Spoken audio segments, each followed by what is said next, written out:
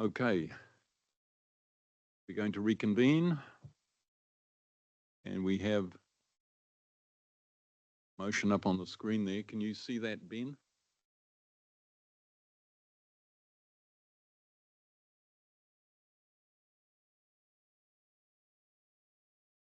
Yep.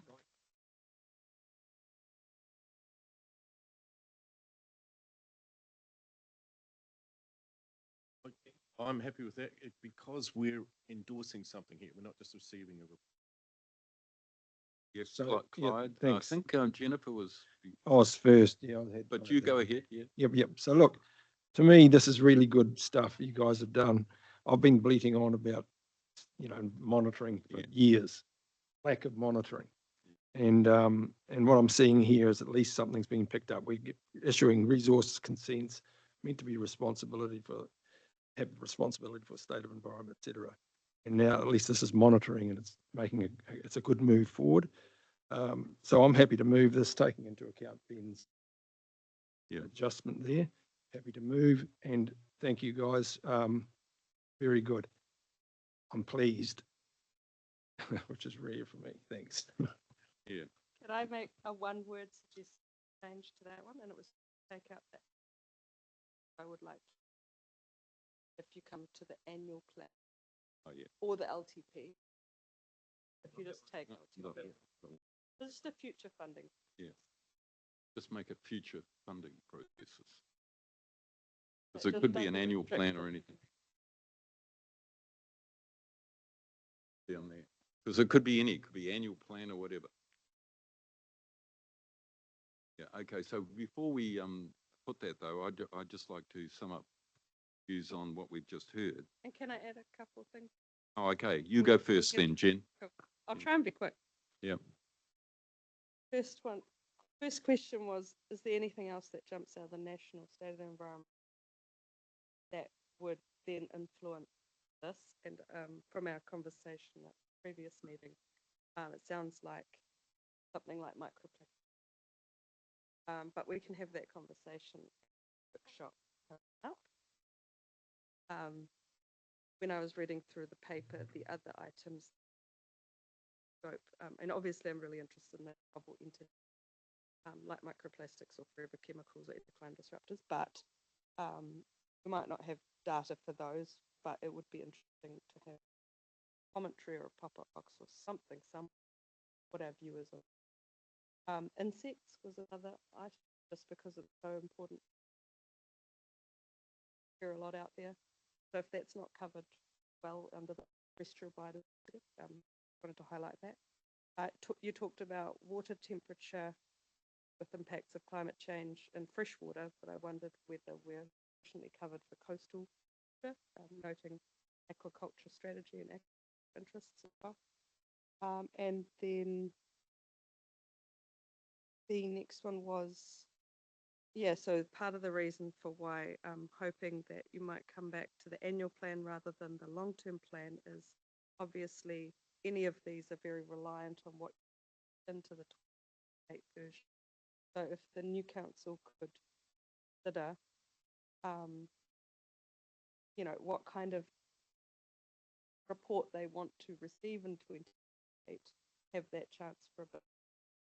That'd be really, really helpful, I think, because it feels like we might have had one paper come to the previous training on a couple of times for what the state of the environment report would be. That was my recollection of the experience of it. And then it almost felt like we kind of sleepwalked into it a little bit in this training. I think the state of the environment report that we put out is as important. Yeah, we spent 10 plus workshops on the coastal plan. I realize that's policy and the work this council does. So I think don't go too low on taking the next council along. And an example of that could be, these new technologies. I find it always excites councillors. It did when you presented on eDNA, for example. A good opportunity to take us with you on the journey toward that big report coming out. And the last two items were, so you're doing a stock take. This is actually a question. Doing a stock take on how our state of the environment report is being used. When will that come to council? really interested in finding out whether, well, it's great to know how it's being used currently, but how will it be used? Could it be used better if it was different? For example, do you know the timing of when it's been done, and that the councillors could do that in order perhaps to inform their funding?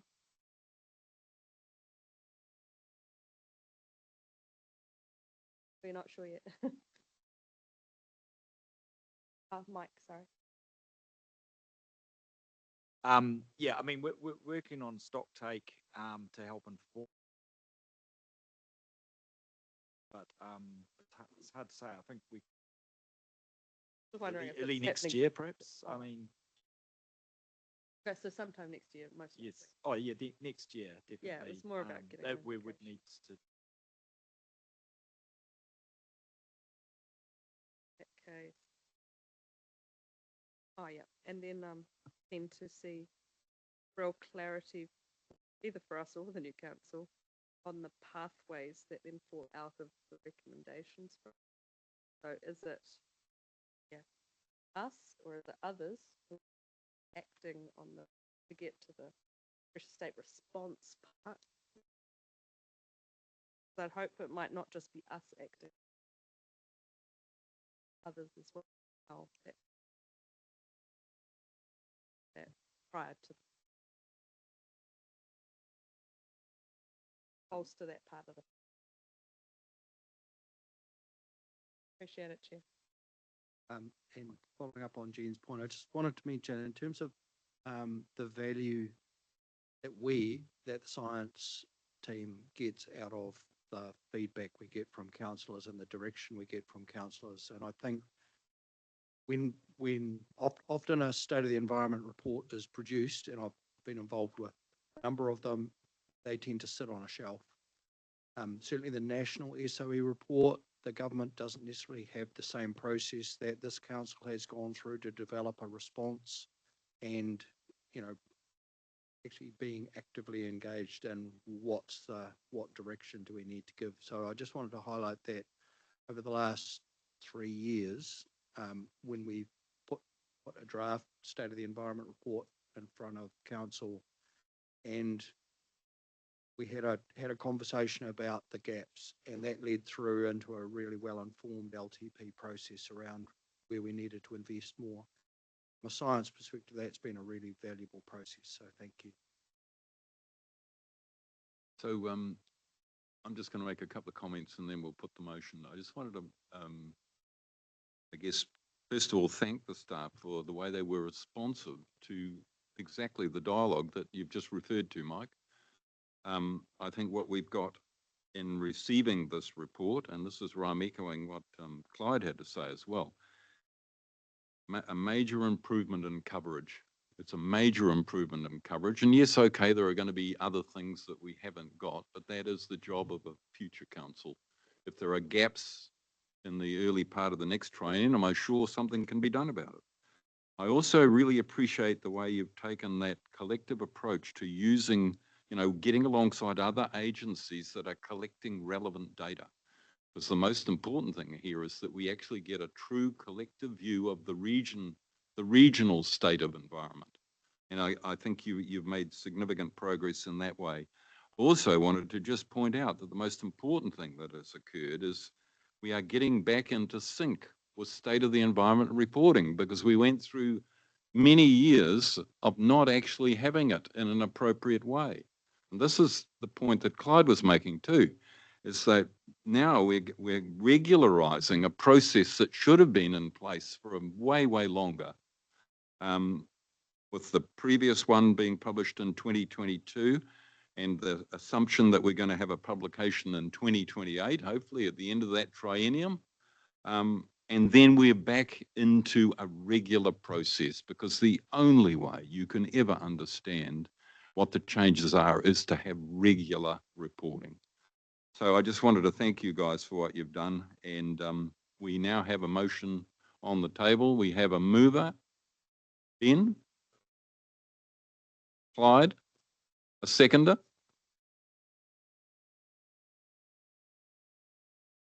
All those in favour, please say aye. Aye. Thank you very much. Now we will move on quickly to the next topic. So we have, thanks guys. We have the fish passage monitoring report. Who's doing that one? So team, at the risk of not being disrespectful, our chair has an appointment at 1, and so if we can highlight key points and move forward so that our chair can get to his appointment at 1, that'd be great. Thank you. Kia ora koutou, Josh Smith. I'm a freshwater ecologist and environmental science. This is Olivia Avery. She helped out over the last summer period fish barrier monitoring. Is currently working sampling. We're covering for Flavian Ember, who's and we're going to be talking about fish barrier monitoring. Started last summer. It's basically developing an inventory fish barriers in the Waikato.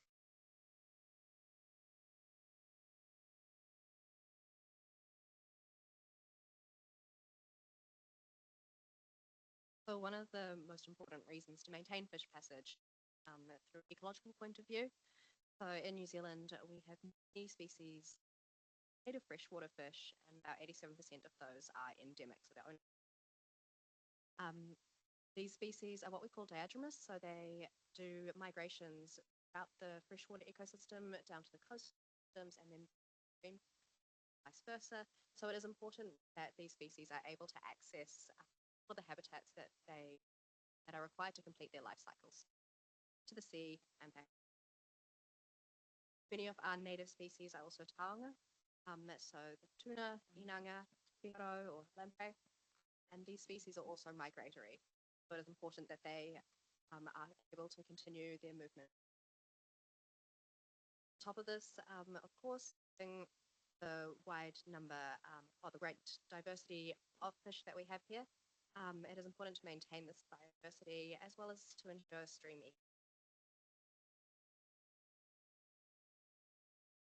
Looking at legislation, so under the regional plan, we have a number of provisions for fish passage. Recently, under the National Policy Statement for Freshwater Management, fish passage has come into a bit more focus. Asked us to develop action plans. Under the National Environment Standards, the new structure that goes in has to be put in provision for fish passage. And there's a quote in there from the NFM. Passage of fish is maintained or structures, except where it is desirable to prevent the passage of some fish species, to protect fish species. This was mainly written for South Island, very rare non-diadromous, non-migratory galaxids. They're actually putting barriers into the trout getting into their habitats, but it has relevance here in the Waikato because we have a number of fish species, particularly carp. Photo there, the top left is the Manganua Green, which is south of Hamilton. That structure actually prevents carp from getting in.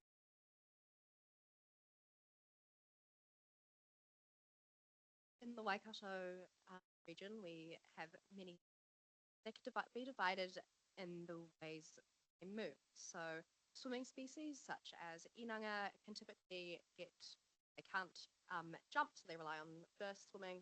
And our inanga can only manage to travel upstream at in flows that are about 0.3 meters. So they do need low velocity area rest. About how a culvert act. Touch a little bit more on this later, but might be able to start out how some. We have jumping species such as trout, and they can typically jump up obstacles, and their locomotion is a bit easier than our swimming species. We have partial climbers, so they are often strong swimmers and they have some climbing ability. So they might be able to get up short distances or slightly steeper slopes than swimmers. Then we have our true climbers. So things like eel and koaro, and they can climb near vertical faces. So going up those structures in some high flows. Now, it's important to note that many of our juvenile fish migrate upstream. So again, breaking down into those species again, inanga and bullies are obstructed by larger structures, whereas things like our juvenile tuna are able to get up those structures, upper catchment. So elevation and distance and land freshwater species, especially since a bunch of them are diadromous. Where elevation where elevation remains low, so you can see here on the elevation map that rivers like the Waikato, the Waipa, Piakau and Waihau, we get a lot of these swimming a long way inland. For example, we get grey mullet and right up to Roe Dam. We've got records some swimming species like inanga and mount fish over 200 k. So this last summer we've done work in Coromandel. You can see on the map there that the topography around Coromandel was a bit, and we tend to find a lot of structures in these areas. Fish barrier as an issue, that's why we started there, and this summer we're going to be those areas. See here also, yeah, just Waikato Hydro Dam, fish passage of Karakia. There is trap and transfer, which puts a bunch of elvers up into the Waikato lakes. There's also some lacustarine species like koaro and taupo. But these species are good climbers, bad structure, let's say perched. These species won't be able.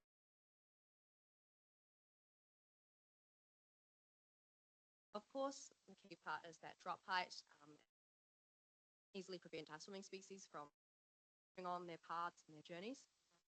Touched on the velocity and the water flow. So high velocities will be able to push swimming species back downstream, preventing their travels.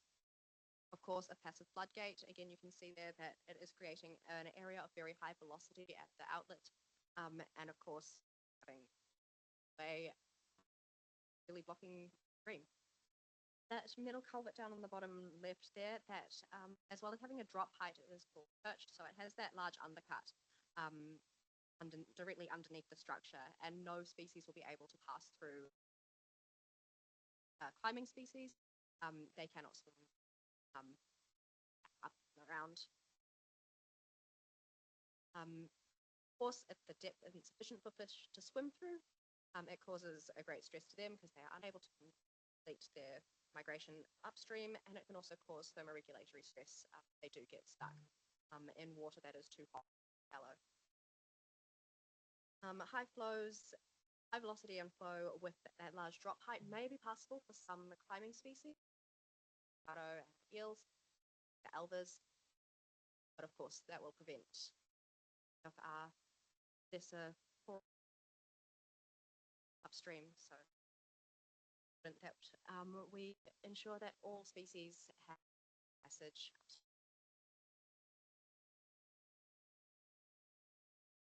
This site here, Petone Stream, is SOE sites, and it's just an example area that's gone at initially in the early samplings, 2015, we saw a lot of inanga upstream. And the last sampling we did in 2020, found no inanga, went downstream in this culvert. So originally this culvert was laid level with the stream, but it's too small. So you can see that during a flood, it's virtually acts as it's blowing out that bank, that a whole bunch of sediment into. There was thousands of inanga sitting below this culvert, sitting there, getting predated on by. So it's important to get the structure side right.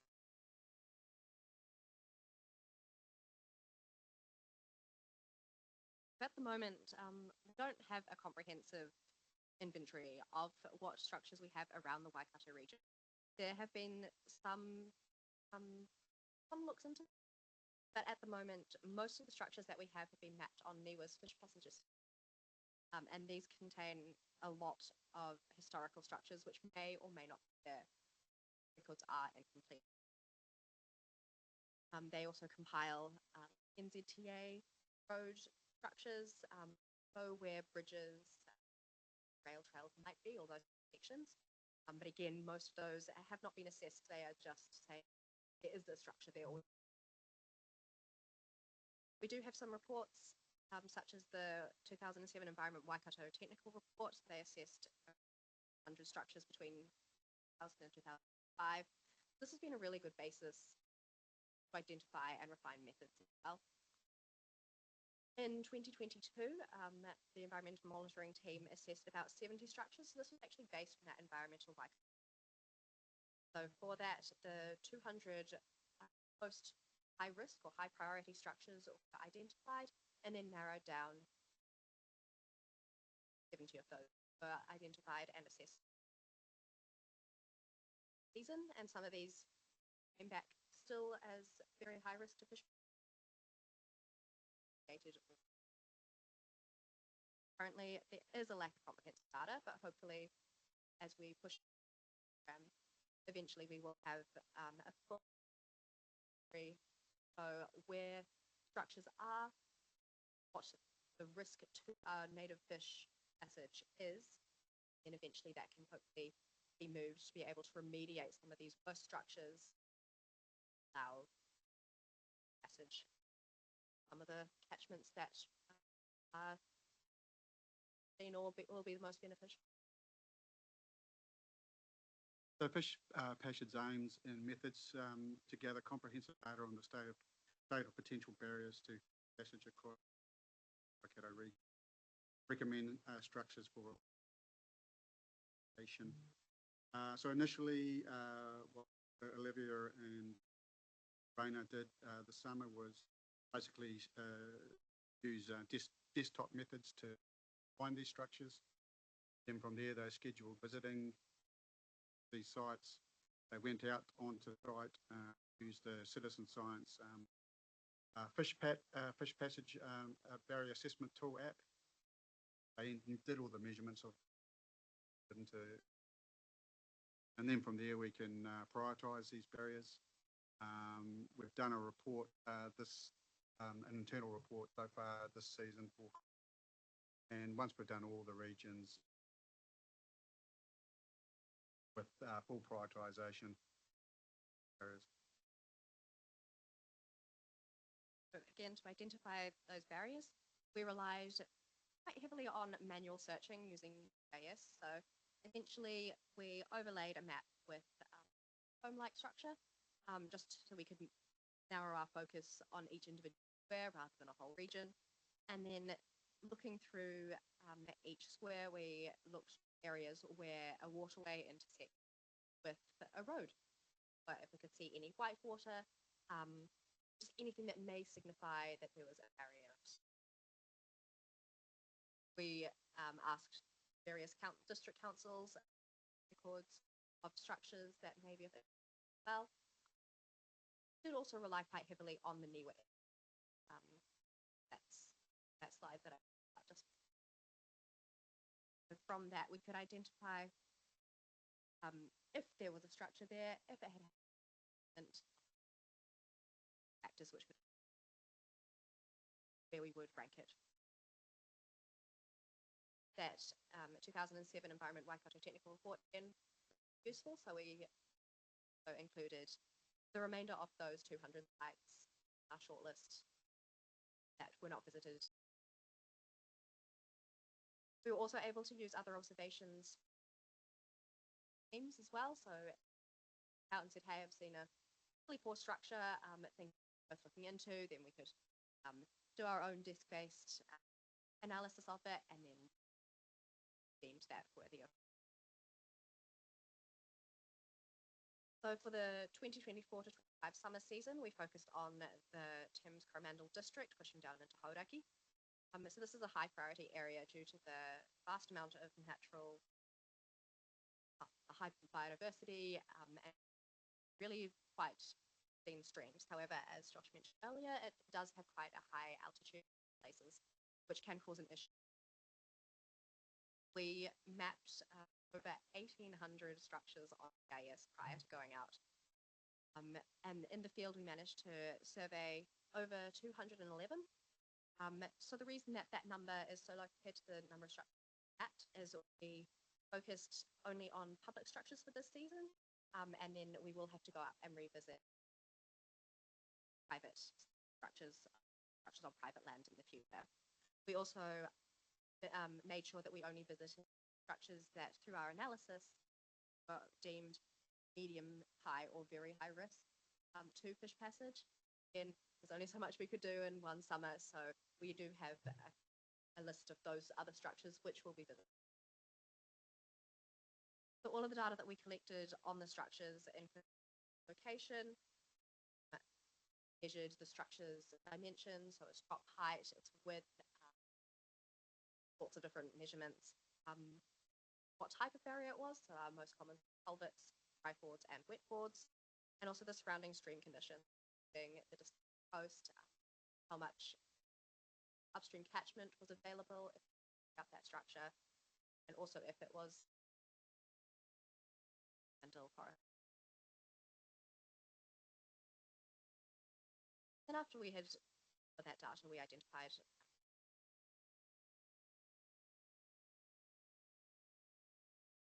So yeah, as Olivia mentioned, the rankings are very high, high to mid, to low to very low. As you can imagine, a structure that's very low is a no passage. For very high risk structures, that's other like the perch barriers, so it's to swimming fish and climbing species. But often for these very high risk sites, they're often in very small catchments, and they get steep really quick. So that doesn't mean just because they're very high risk that they're a high priority. We could have a medium risk structure, for example, this one, that is a barrier to some of the partial climbing species and swimming species. But if you look at the habitat available behind it, one would probably target some of the very high risk. the next steps. Eyeing up the west coast for summer season, started mapping that out over, pushing through to the rest of Karakia, Waikato. Eventually, once this is complete, every structure will be catalogued and structures. So there are some emerging technologies that are coming out at the moment. So one of those is art, and that is US, that's the barrier assessment. Barrier assessment reporting tool, sorry. So essentially that has a look at the connectivity upstream various structures that have been filled into FCAT, which once that is refined a bit further, then that could be very useful to not only us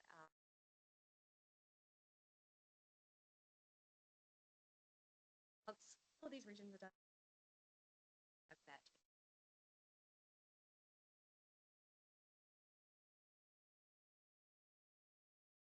I'm just going to ask a stupid question. Are weirs included in this?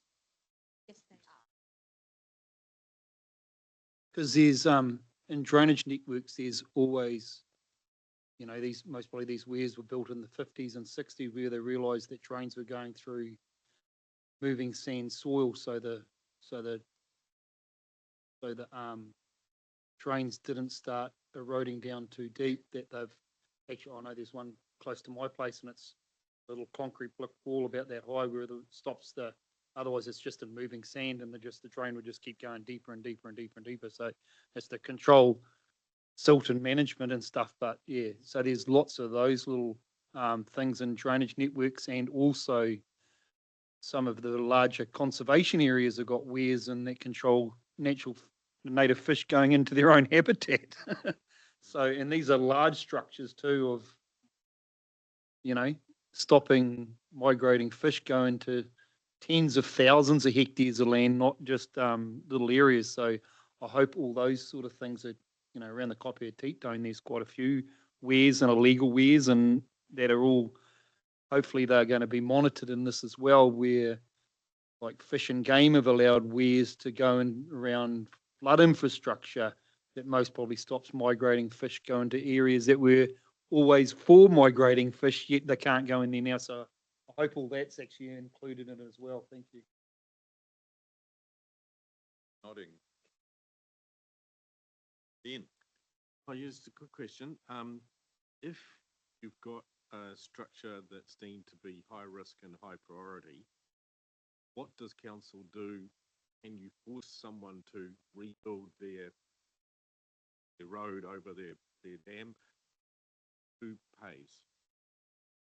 Yeah, it's a tricky one. But first of all, we need to establish who owns the structure. For example, up in the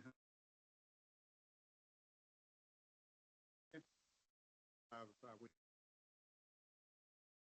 mediate some of these.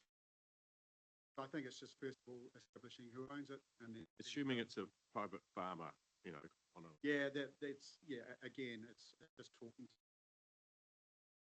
Potentially, we partnership with resolve, but we're really at that stage, at this stage, finding the structures, bad ones, and then how we.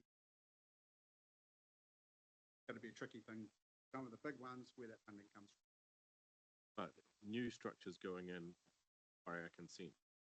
So New structures are covered by, and there should be no new structure passage to fish unless putting them in there to prevent something like. I'd just add to that, Ben, it's most farmers, when they put a culvert in, it's to the legal size of the drainage area. So it's most probably the height is what you're talking about, digging the culvert back out and lowering it to a height that it's got fish passage. So it's not actually a huge cost. Yeah, but bigger one would be where we've got the cost to council would be where we've got large bore drains that council has deepened and altered, and now they've got issues which the council may have to step up and partly pay for on large bore drains. That would be the big one. well, if there are no more questions, I think. Sure, you're looking field work over on the western side there and the tiger country of the Herengi Range, which I know quite well, and you're going to see some amazing waterfalls, cascades, and all sorts of fish habitat. So thank you very much for your report. And can I have a mover for that the report passage monitoring in the Waikato region be received? Thanks, Clyde. A seconder. Thank you, Robbie. All in favour? Right. So we're moving on then to farm plan implementation with Tracy. Welcome, Tracy. I have brought Hamish Smith, who is the principal advisor for the primary industry engagement section. So I'm really conscious of time, and so I will take my report as read and we'll just jump straight into questions. Right. Any questions? You all okay with that? Are you okay with it, Robbie? Yeah? Clyde? Yeah. Well, no disrespect for all the work you've put in. It's like I'm glad you have we confidence. have read it, and we can see it's all there. So thank you very much for enhancing our time management. No problem, anytime. Thank you. Cheers. So we have a mover that the report farm plan implementation be received. Ben and a seconder. Clyde, all in favour? Aye. And that possibly is, yeah.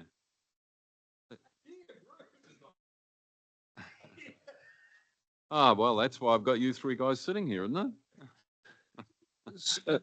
Okay, so we're moving on now to overview of the education team portfolios, and we've got Michelle and Dean, I think, have we?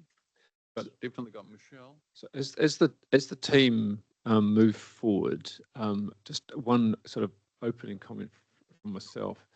The resource use part of the business is really focused on supporting people to make good decisions around their interaction with the natural environment. And that's a very, very broad spectrum of work that we do to be able to support people to make those good decisions. And an important part of that spectrum is the work that our education teams do. And we often report through to you the work that our regulatory teams, our consenting, our compliance teams do, but not as often report to you the really important work that our education teams do, because if we can get people at the right time, at the right space in their journey, making good decisions around their interaction with the natural environment, then we've got good stewards of the environment for the future. So I thought it'd be a really good opportunity for you to hear the variety of work that happens with our education teams and how they all link into that overarching purpose. And so with that, I'll hand over to Michelle. Thank you, and thank you so much for having us here today. I appreciate the introduction, Brent, and we appreciate the opportunity to speak and give an update. Ko Michelle Daly tōku ingoa, he kai whakahaere EnviroSchool's Waikato ahau o te kanehira orohi o Waikato. I'm the Senior Education Advisor in the Regional Council Education team, and I'm so lucky to work with a team of such passionate and amazing colleagues, and we're lucky to do the work that we do and are pleased to share that today. The report that we have submitted gives an update on the portfolios, and we'll take that as read. There's some links in there as well, which we might refer to later. The education work programs, as Brent mentioned, connect to the council vision, purpose and strategic direction. Collectively, we support people to make good, sustainable decisions about the environment, and this is achieved in various ways through each work stream. We support primary, intermediate, secondary schools, kura, and community. We use different techniques to engage meaningfully, leveraging partnerships and attracting co-funding. Hopefully there's a slide deck there. There we go. There is a picture of the education team strategy, which links to the regional council strategy. And I thought we'd just use that to introduce what we do. So the image of the tree is all about creating a region of sustainable thinkers. You can see on the rako, on the Pahutakawa tree, the outcomes of the collective work in the flowering red blossoms. And each branch is our program of work, which we'll go through each separately shortly. We're grounded by the principles of Te Tiriti in the soil there, and held firmly by the ways that council works in the roots. So we're here to create a region of sustainable thinkers who take action on environmental issues in their community. Our education tree is nourished for and cared for with regular evaluation, reflective practice, collaboration and co-funding. So we'll start by introducing the waste portfolio with Val. Kia ora, if you can go, oh, is this working? Yeah. Can you go to the next slide, please? So I'm Valerie, I'm Waste Prevention Advisor. So as you may remember, I've recently presented on some of the work that we do, but the waste we generate and how that waste is managed does affect our natural resources and the well-being of our region. So on the left, you'll see a map of our region and how waste and recycling flows in and out. So you may be aware from previous presentations that we generate about 300,000 tons of waste per year in our region, and then we also have waste from other regions, which is about the equivalent, 300,000 tons, coming into our region, into our landfills. This isn't just our region issue, it's an issue we all deal with regardless of border. So it's in our interest to work with our partners for waste prevention. So if you go to the next slide. So as you may already know, we are guided by our Waste Prevention Action Plan. And we are really a leader as a regional council in waste prevention space. So Our work is guided by focus and action areas that really enable us to be a conduit in the region with local government, with community, and increasingly expanding our stakeholder reach. So the waste portfolio is quite broad, but just to give you an example of the way that we work, all of our projects have 3 common elements, which is that we are enabled by the relationships that we hold. We thrive on co-funding, and all the work that we do is data informed. So for example, we are in the process of developing a waste strategy and infrastructure plan project for the Waikato and the Bay of Plenty regions. And that brings together, that's informed by the relationships we have across local governments. So we know that this is a relevant project. We know that waste infrastructure is developed in an ad hoc manner, and that not having a plan for this is an issue. So we are going to use this project to provide data on waste flows, identify issues and opportunities, and solidify the relationships that we have with local government, community, industry, and iwi for this project. So this project is possible with funding about 300K from Ministry for Environment, as well as contributions from Bay of Plenty Regional Council. So again, that's supporting our co-funding. And I'll pass on to Anna.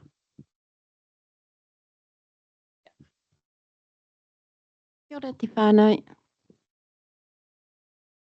Ana mihi kia koutou, e hui mai nei I tēnei wā, kia mātou ngā mana whenua o te rohi nei. Kia o tātou koeni ngā waihono I te pō, kia mātou ngā whānau katoa o te kaunihira arohi o Waikato, pai marere kia mātou. O Ana Rosa hau, he uri ahau no Tainui Waka, ngō Ngāti Parau, no Ngāpuhi Hoki, ko Turanga Waiwai tōku marae, ko Waikato tōku awa. Thank you for the opportunity for all of us to come and share our portfolios and our awesome mahi we're really passionate about. I'm the Kaihapai Hōtaka Mā Tauranga, a beautiful name for advancing Māori medium, Mā Tauranga Māori in our education team.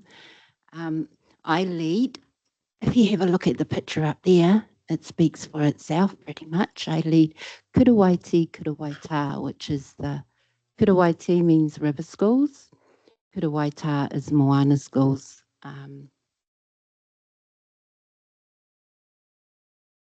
It's a place-based program. We put our rangatahi kohangareo primary, which is kura kaupapa, and wharikura, which is secondary and intermediate, into our tūpuna awa and into our moana. It's done all in te reo Māori to meet their curriculum and their marae, and it's done as an intergenerational framework. So Te Toki Voyaging Trust is who we've partnered with and we've contracted with. They've been around for 30 plus years. Really well-known international, nationally navigators of our moana and our waterways. When I first started 5 years ago, we struggled to reach any of our kura kaupapa Māori. We had some, but our approach was not sitting well with their community and their marae aspirations. So we now reach, thankfully, to Regional Council, and I would congratulate Regional Council on this, is addressing all the aspirations for our iwi and our kura. And now we have 19 kura kaupapa Māori across our region, which is all of them that are on this program. We're really proud of that. Our iwi partners are very proud of that as well. We are co-funded with the Waikato Regional Council. We have been for the past 3 years, and we are going into another 3 years. With the River Authority and us. We also funded stakeholders with Well Energy, with Mercury, with DOC, with the University of Waikato and Trust Waikato. So there's a lot of people that are invested and interested in this kaupapa. But can we do the next page? Because I don't want to overtalk. So these are the photos. It's very actions, hands-on, place-based.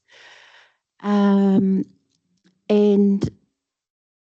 the different elements that Mātauranga Māori provide to scientific research. It's Western knowledge and Mātauranga weaving together. So we have professors from Auckland University and our own rangatira mātanga supporting this kaupapa.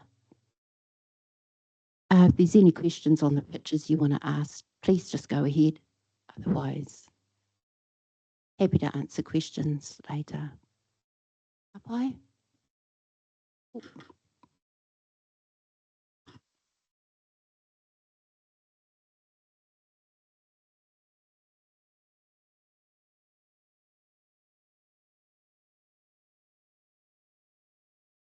Enviro schools. Oh, is that working? Yes.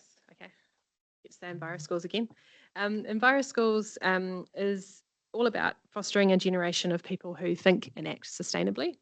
It has deep roots in the Waikato, piloted in Kirikiriroa over 25 years ago. The diagram on the right shows the structure of the kaupapa. So Toimata Foundation, founding partner Te Mauri Tau at the base. Toimata Foundation receives funding from the Ministry for the Environment and provides the national program with Aotearoa specific curriculum linked resources and training for the national network of facilitators. The blobs, I guess the dark green blobs represent the regional council, the 16 different regions that support the Enviro Schools kaupapa through a co-funded approach with the territorial authorities in the Waikato. All of the 11 territorial authorities partner with us to fund the facilitation of Enviro Schools. We have 170 schools now in the Waikato involved. Through this collaborative approach, thousands of actions are undertaken and reached, which we could not do alone. So working together creates a great network. The schools benefit from learning from other schools in the network. The regions benefit from sharing and understanding processes, and the resources are continually enhanced and upgraded. It's a great action-based program. The next slide gives you an example of what's happening locally. So you can see at the bottom, Enviro Schools has 5 guiding principles which hold the program true. So it provides integrity. It's not a prescribed program of things that you must do. It's about a process that's meaningful and real for each school that's involved. The guiding principles help to steer that, and we're looking to empower learners along that journey. So you can see that here at Mairoa Intermediate School, their journey most recently over the last 5 years has been focused on their gully. So they've been restoring their gully. Over lockdown, they started working on it. Some working bees were established as a result. You can see in the middle there the restoration activities. But to really understand and unpack the learning of the place-based approach, the experts from Regional Council provided workshops for students and for teachers to help upskill them and to show the links to curriculum. You can see there's some water testing underway. Over that 5-year period, significant restoration activities have happened at Mairoa. So the 3 things that I think really stand out for Enviro Schools is that it enables deep learning about the local environment, in this case at the gully. Community restoration activities are strengthened as a result. So in this case, whānau and community are involved in monthly working bees on Saturdays, after school weeding workshops. They're involved in eco-sourcing of seeds, and hundreds of plants are grown locally and planted to restore the gully. And lastly, the school being celebrated within the network helps to strengthen the network through sharing those learnings and activities with other schools. You can see at the top right there, the school have won a National Biodiversity Biosecurity Award, which was an amazing celebration of their collective work. So this is an example, I guess, of how schools can be supported by Enviro Schools to learn and take action for the environment. And each school looks different depending on their local geography. happy to answer any questions at the end, but I'll hand over to Mesh now to talk about youth and secondary.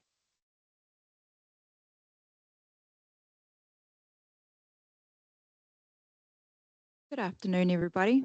My name is Mesh MacDonald, and I'm really excited to tell you about the Youth and Secondary portfolio. Now, the Youth and Secondary portfolio is a front-end tool for council to help shape our community to make good decisions about the environment. Now, youth can be a bit of a scary demographic because you never know what they're going to come out with.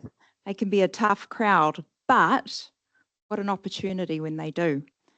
Now, rangatahi are the crowd that influence up. They're the ones saying, hey, mum, why aren't we recycling this? Hey, papa, did you used to do bombs into the river? But they're also the demographic that influences down because they're the ones that our tamariki are looking at. So when they go off to a river cleanup event and they're picking up rubbish, the children and the families are thinking, that's obviously what the cool kids do. That's what I want to do when I grow up. So they're a really powerful demographic, even though they don't vote yet, because they have a lot of shape in terms of how their families approach the environment, how our community thinks about the environment. And front-end engagement with youth not only produces positive actions towards our environment, but the flow-on effect of that is that it reduces the downstream work of council. Because when we engage with youth as youth, we are going to be growing farmers who farm sustainably. We're going to be growing people who are thinking about how they're going to recycle. We are growing people who are not going to burn things that they're not supposed to burn. So we're going to end up with less complaints, less investigations at the other end. So how do we do this? The first thing I'd like to draw your attention to is leadership. And by building the leadership capacity among our youth, they are the credible voices who educate, who inform, and who inspire their communities to look after the environment, to support biodiversity, to address climate change. And if we support them, they're putting their submissions into governance. And so we are helping to shape our leaders of tomorrow so that they start thinking through an environmental lens. The second way we do this is we connect them between what they learn in the classroom and their science, their geography, their maths classes, with what happens in the real world. We're connecting them with pH levels, we're connecting them with river flow, river levels, temperatures, nitrates. And by doing that, we are also exposing them to the careers that are available in the environmental sector. Now, a lot of young people have no idea of the amazing careers that are available in the environmental sector or what WRC does in general.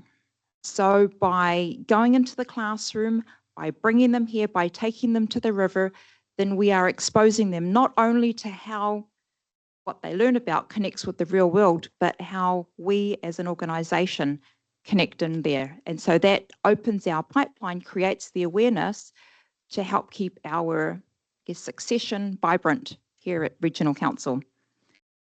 The third way we go about this is we support youth to lead and engage youth across the region to take action.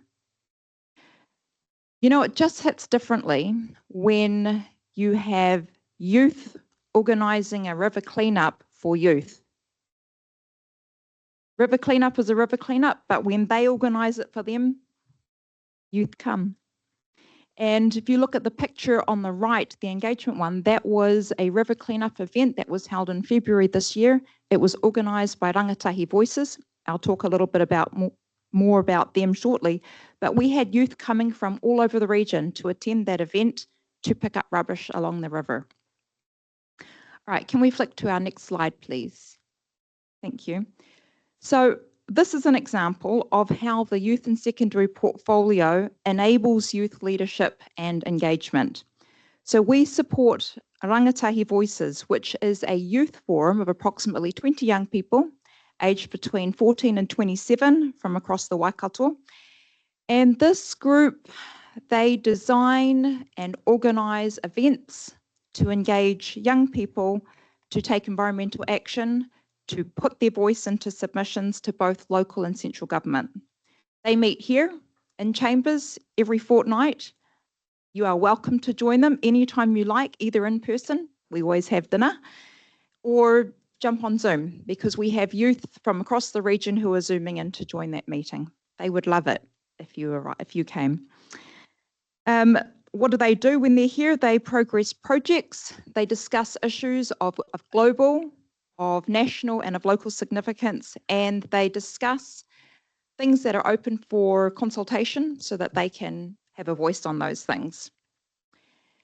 Now, the glitzy photos that you can see, those were from an event they ran at the end of Youth Week in May this year. Youth Week is something that's celebrated across the country. And this event they organised to showcase and recognise youth from across the region who were doing amazing things. They created 4 awards. One was Environmental Action, which Chair Pamela Story presented on our behalf. Community Contribution, Cultural Excellence and Personal Resilience.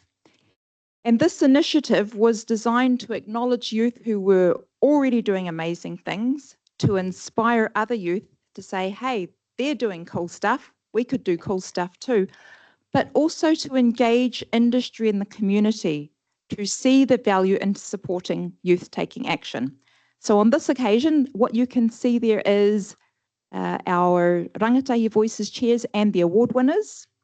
And we celebrated youth from Ngaruawahia, Thames, Tokoroa, Raglan, Te Aroha and Hamilton. Came from all over with their families to be acknowledged. And the awards were sponsored by organisations like Longveld Engineering and Hamilton City Council, as well as Regional Council, who put both money and time into supporting this action, which demonstrates the value of this is bigger than just us. So in conclusion, the Youth and Secondary portfolio is an integral part of building our future leaders to be sustainability minded, but also building and sustaining our communities of today to make good decisions in how they look after our environment. Thank you. Thank you, Mesh. I think just to wrap things up, there's one more slide, I think, at the end. As you can see, the education portfolios contribute to multiple council outcomes. It's a collaborative and connected approach across the Waikato region, supporting the achievement of council's purpose, vision and priorities. We also support teams at Regional Council to design and deliver funded education projects. You can see some examples there on the slide. So on the right is the air quality campaign for Tokoroa and Te Kuiti airsheds. We've supported the Cody Protection program by designing an education experience for schools to wrap around the virtual reality experience and the Weta Workshops model.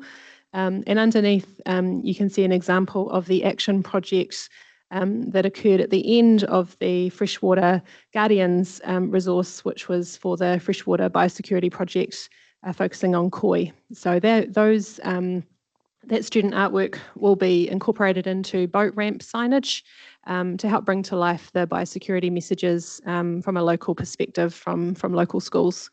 It's been exciting to collaborate with other teams at Council. We've also worked in the climate space with the climate summits, which you may have seen in the report.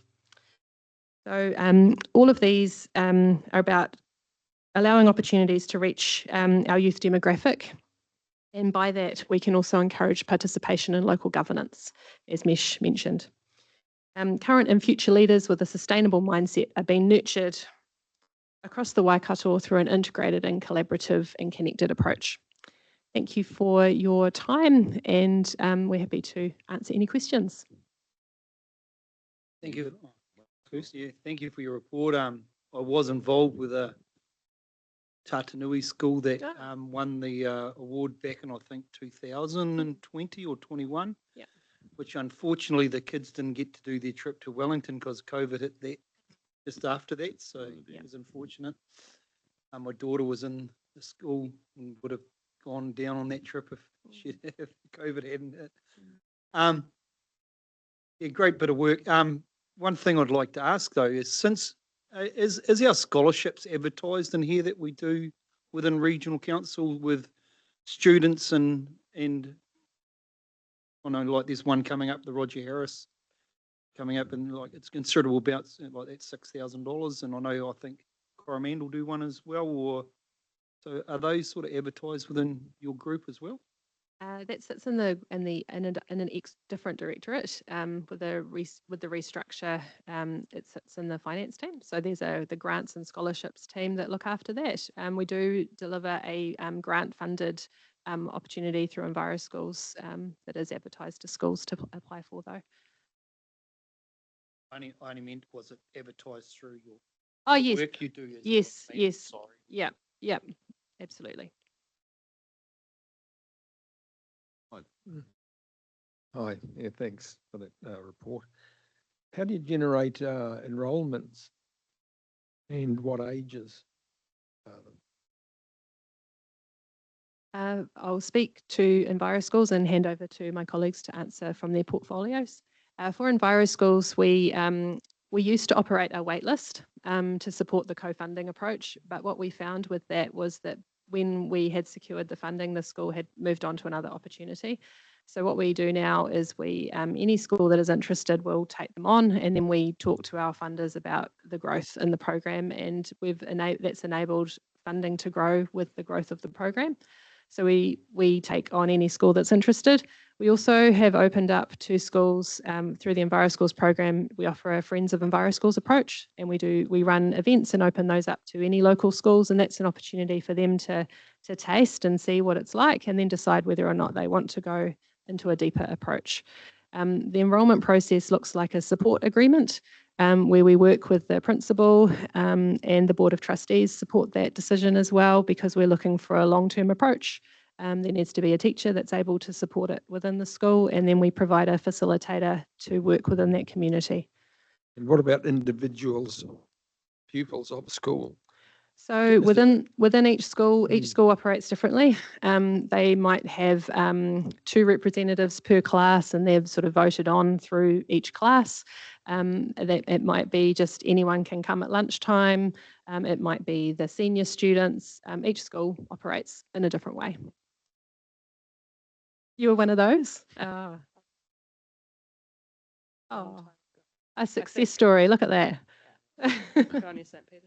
Ah, cool.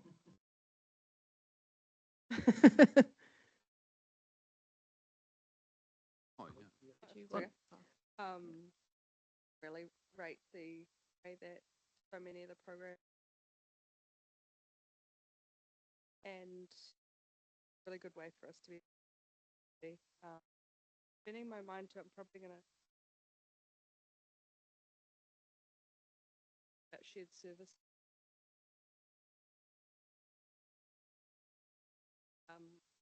I've heard it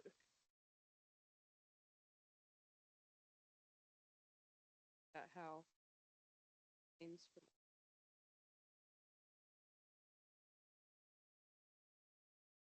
really keen to and actually I was gonna councils just starting us stopping different councils and the youth MP program. Bobby? Oh, just a quick one. It was just, I think it was myself and Pamela turned up to Hamilton Girls High coming into here a couple of months ago, or might be 6 months ago now. It's quite but the level of engagement that the kids had that day, and there must have been 50 or 60 girls in chambers. So it was, they definitely took value out of that day. So well done. So that was almost going to be my picture of the middle one of all the girls, but because there was so many of them, by the time I shrunk the picture down, you couldn't see it very well, but that was a good day. Oh, well, I just wanted to thank you all for coming in and giving us such a fantastic presentation. The breadth and the depth of what you get up to is mind-boggling. My daughters went to an Enviro school, and my grandson is just enrolled in the same school. That's Hukanui. And I really am grateful for the work that you guys do in Enviro Schools. And of course, today's presentation for me was a bit like a blast from the past too, because I first encountered Heidi Marden 25 years ago at the same time as the gully restoration program of Hamilton City Council got started. And to see the example that you gave today of Mairoa Gully was inspiring, because you may not know, but the Mairoa Gully proposed landfill 30 years ago was what actually gave the big push that got the gully restoration program going. And there was a lady there, I think her surname was Moon, possibly, who wrote a series of letters to the newspaper, the Waikato Times, and that sparked the action of the gully restoration program, and then Enviro Schools was fully intertwined with it. So Enviro Schools has co-evolved with the gully restoration program, is the point I'm making.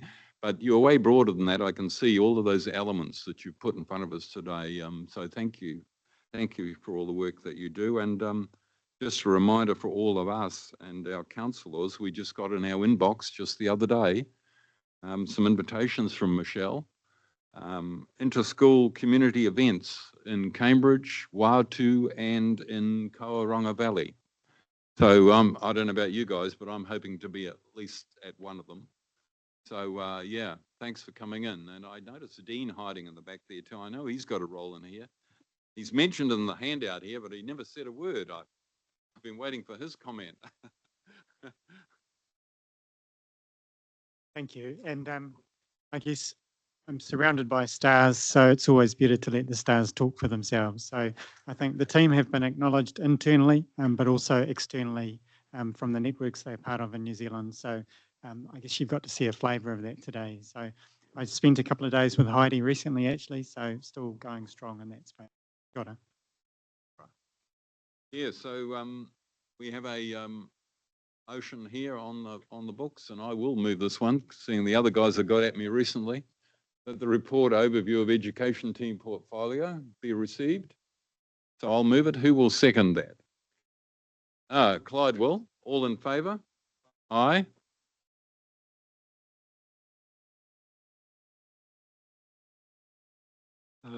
Just before I do the part in Karakia, thanks again, team. I know that we don't have the important kaupapa that you do in front of the council as often as maybe we would like. But a thread through this that you'd have seen is each individual staff member reaches out to bring in others. Because we have Valerie, we bring in significant funding from MFE. Because we have Anna Rose, we get to significant funding from others. Because we have Mesh, we have funding from industry. And obviously wouldn't underplay the amount of negotiating and time that Michelle does with district councils to keep them on board with this incredibly important kaupapa. So it's great for you to see that collectiveness together. So thank you for your time today. I'll just close with a karakia. Unahia, unahia. Unahia mai te uru tapanui. Ia wātia kia māma. Te nākau, te tinana, te hininaro. Te arataka tū. Ko rāri rongo. Takaria aki ki ronga. Ia tīna. Umie, huie, tai. Kia koutou.